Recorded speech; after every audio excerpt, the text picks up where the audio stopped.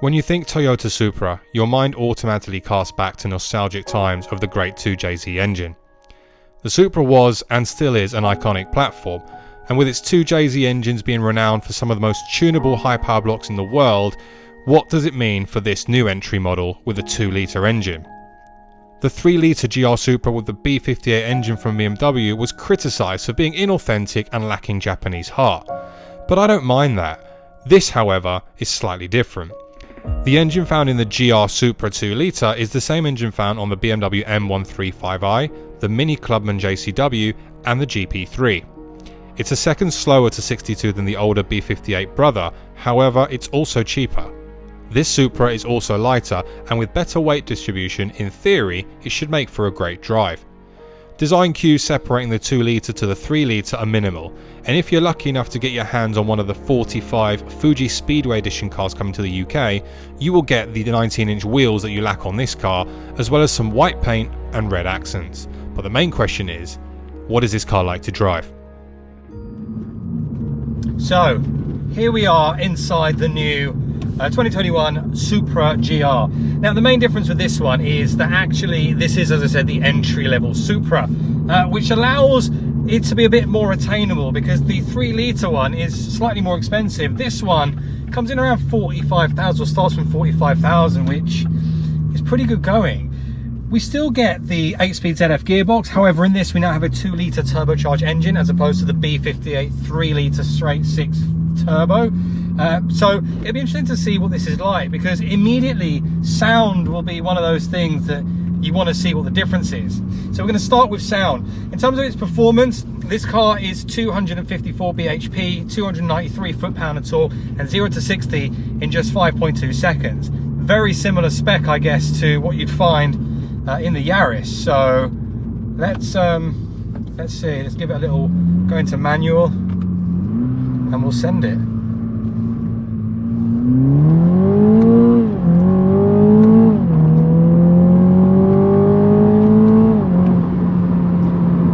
So, sound is always going to be something interesting. I mean, you heard it there, it's very similar. It's that kind of BMW 2-litre M135i sound.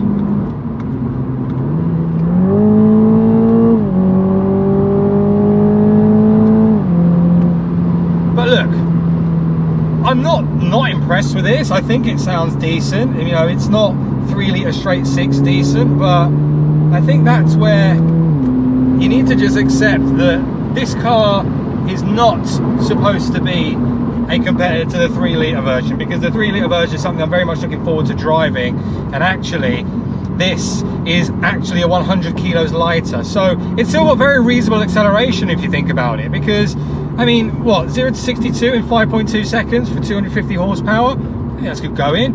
I think this car looks great. Visually, you wouldn't really be able to tell the difference.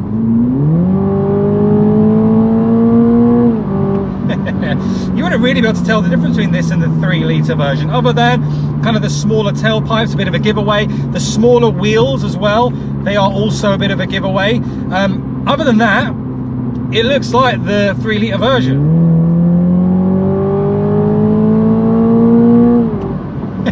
It does shift. It does shift. One thing I like about this already, the brakes are really good. Brakes are very, very good. But one thing I like the most is the styling. I have been a massive fan of the Supra when it was released. I think the styling on this thing looks incredible. And I think that even though, yes, there is a hell of a lot of BMW tribute in here. I mean, there is a lot of BMW tribute, and I think a lot of people get their noses put out of joint by that. I don't really mind. I think, you know, working with BMW collaboratively to create something like this means that something like this exists, which is great. If they didn't, then there's an argument to say maybe we wouldn't have a Supra. So yeah, I think you got to pick your battles. I like this. The seats extremely comfortable. They remind me of the seats that I sat in when I had the GR Yaris. Super comfy, very, very nice bolstering on these as well. You're not going anywhere. This is actually really nice. My seating position in the Supra is great. I can look out the wing mirrors and see those very big kind of haunches that you'd expect to find from that of the Supra, because it's all quite an aggressive shape. Particularly the rear. I think for me the rear of this car looks sensational. It really does. I like it a lot.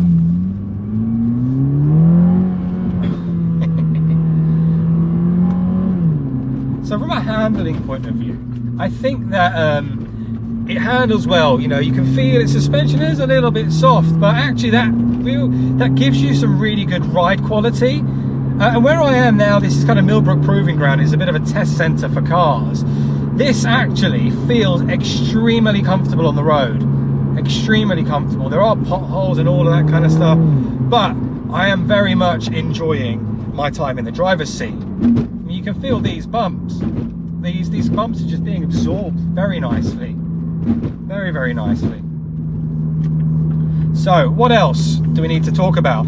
The infotainment system on this, again, very BMW iDrive style. Gearbox and the gear and the infotainment button, again, very similar to what you find in the BMW Z4 ultimately. What they have done though slightly different is obviously the actual the display, the dash. That looks very cool. It's very simplistic. There's nothing much to it, but I like that. I think it works. So yeah, well done Toyota. Now we're going to enter the handling element of this course, which I'm very much looking forward to, and then we will sign off on the video. Now the suspension on this, now look at this. So we are rear wheel drive.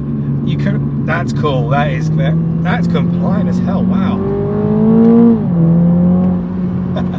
I mean, you can throw this. Oh, hello. Wow, this is good fun. It dances around a little bit. That back does like to dance around a little bit. I like that.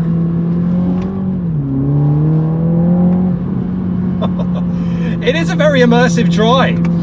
I will say visibility is a little bit of an issue, but again, I think that's a lot down to the shape. The windows are quite low. There's not that much kind of glass. The windscreen, very similar, relatively low. And out the rear windscreen, well, actually out the rear windscreen, I see more than I did in the GR Yaris.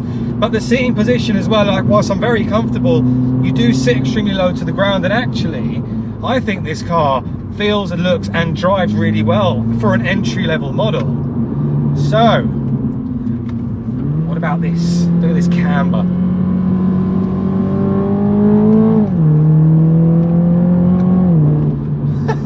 Plenty of punch. Interior cabin space is nice as well. It's not too claustrophobic. They are so undulating, it's not even funny. This very much reminiscent of what it would be like to drive up the side of a mountain on a road trip. Do a little brake check. Yeah, really strong brakes, really strong brakes. I'll tell you what, I'm really impressed with the handling. I'm going to take off here. I am really impressed with the handling on this thing. Yeah, that is solid, man. It's not enough power to really unsettle you, whereas the B58 engine would definitely give you a bit more of a bit of a headache, if that makes sense, when you're coming around a corner. This, you can definitely get on the power relatively early on this thing, and still feel relatively comfortable that you're going to put all of that power down. Yes, in the wet it might be slightly different, but from the dry, look, I mean, the power's in, look, tiny bit of slip out the back, but very manageable. So, what are my kind of final thoughts on the 2-litre GR Supra? I think from an entry-level Supra perspective, I think they've got this very right. I love the styling, I love the looks, I love the colour. And with this car being 100 kilograms lighter than the older car, or the 3-litre car, sorry, it does a relatively good weight at giving you that additional performance whilst actually not having as much brake horsepower. So 5.2 seconds versus the 4.5 of the B58, whilst it's still nearly a second off, you still have a lot of fun in this. My only criticism, I think, and I haven't driven the B58 Supra, but I have driven a lot of B58 BMWs, is that sound you get from the straight six is mighty, it's phenomenal. This, a little bit more muted, but that's what you'd expect. I thought the same thing of the M135i, but as an overall car, it's a very good car, and I'm pretty impressed with it. Anyway guys, I hope you've enjoyed this video. I look forward to bringing you another video on the 3-litre version of this soon. If you did, please make sure to like, share and subscribe, and I'll see you all very soon on the next one. Take care guys, bye bye.